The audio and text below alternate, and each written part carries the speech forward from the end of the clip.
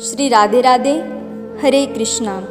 हम सब साधक श्री हित 84 श्रवण कर रहे हैं। राधा बाग में श्री हित 84 रसीली राधिका नागरी आजू निकी बनी गतांग से आगे।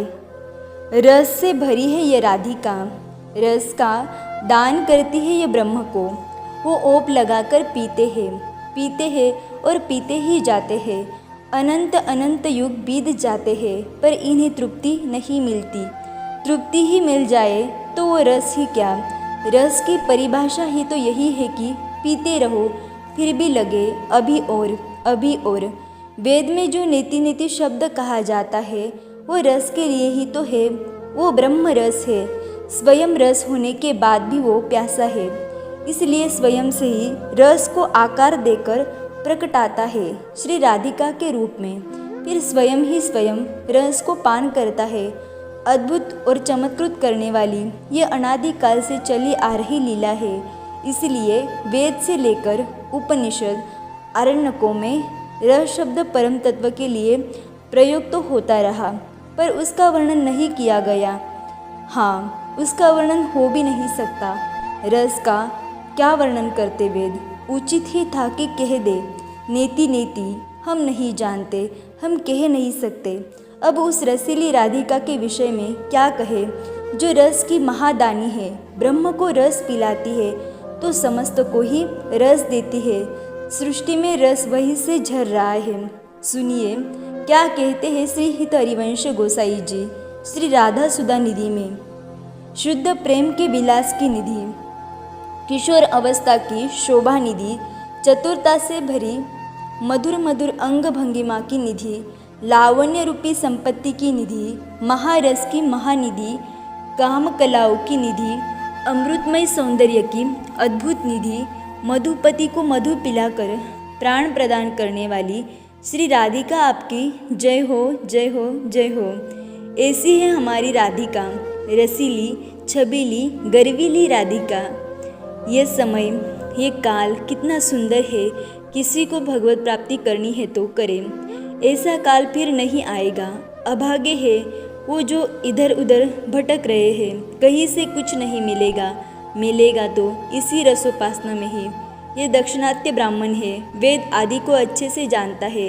कह रहा था अब वेद पढ़ने से तुम्हारा उद्धार होने वाला तो नहीं है। वेदांत बुद्धि का रंजन मात्र रह गया है। कहाँ जाओगे, किस मार्ग से भगवत प्राप्ति करोगे। यही मार्ग है, समर्पित हो जाओ इस रस में। इसमें कोई जाति बंधन नहीं है, न विद्वान और मूर्ख का, न पापी पुण्यात्मा का। जो थे अब आओ यहाँ इस निकुंज की उपासना में। अपने आप को सौंप दो, गाओ उसके लिए, नाचो बहुत नाच लिए। सूरदास ने कहा ना, अब मैं नाचो बहुत गोपाल। तुम भी कहो संसार के आगे खूब नाचे हो, अब बंद करो। रसीले युगल सरकार के आगे नाचो। रो कितना रोए, कुछ मिला, एक बार इनके आगे रो। श्री हित 84 जी का आज 25वां पद गान होगा। आजुनी की बनी श्री राधिका नागरी, आजुनी की बनी श्री राधिका नागरी। ब्रज जुवती जुत में रूप अरु चतुरई, सील सिंगार गुण सबनी ते आगरी। आजुनी की बनी श्री राधिका नागरी, कमल दक्षिण भुजा वाम भुज अंश सखी। गावती सरस मिली मधुर सुर रागरी, सकल विद्या वेदित रहसे श्री हरिवंश हित।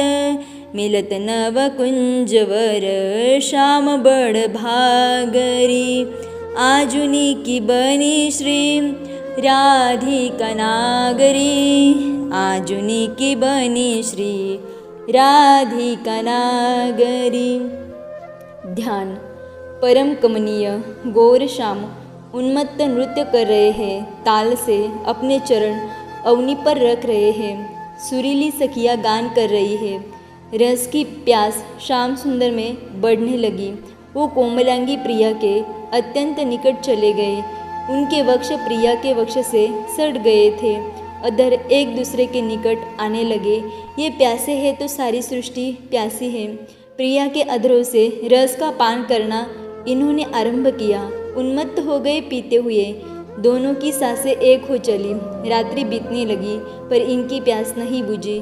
श्याम सुंदर रस का जितना पान कर रहे थे वो उतने ही ज़्यादा अतृप्त हो रहे थे। इस विलक्षण लीला का अनुभव वहाँ खड़ी सखियों को होने लगा। अब क्या करें? एक सखी ने कहा, इन्हें ले चलो निभृत निकुंज में, जहाँ कोई नहीं है। बस ये दोनों ही होंगे, फिर दो एक हो जाएंगे। हाँ, यही ठीक होगा।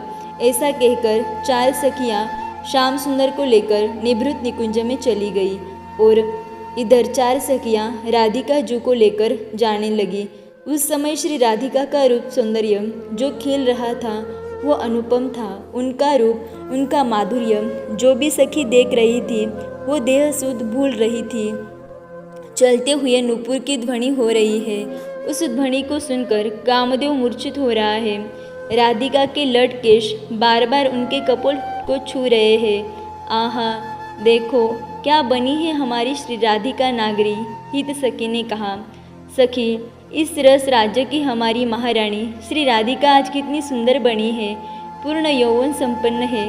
अन्य जितनी सखियाँ इनके साथ है वो सब की सब सृष्टि की सबसे सुंदरियाँ है, पर हमारी श्री राधिका रूप में तो इन सबसे आगे है ही, पर चतुरता में, सुंदर स्वभाव में और गुणों में सबसे आगे है। आहा, रूप की बेली हमारी श्यामा कितनी सुंदर लग रही है।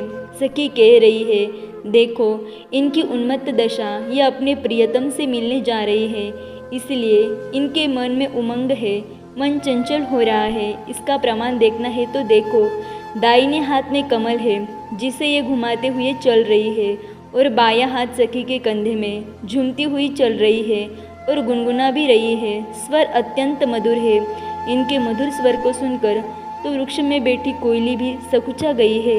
आहा, मन में आनंद की बेली फूट पड़ी है। यह बढ़ती ही जा रही है क्योंकि एकांत में आज इनका मिलन होगा। ये मिलन सौभाग्य का सूचक है और बड़भागी तो वो श्याम सुंदर होंगे जो इन सुंदरी के साथ विहार करने वाले हैं। इतना कहकर हित सखी मौन हो गई क्योंकि झूमती मदमाती इस रसीली राधिका को देखकर सखी सब कुछ भूल गई थी। आजुनी की बनी श्री राधिका नागरी। आगे की चर्चा हम कल श्रवण करेंगे। तब तक के लिए राधे राधे, हरे कृष्णा।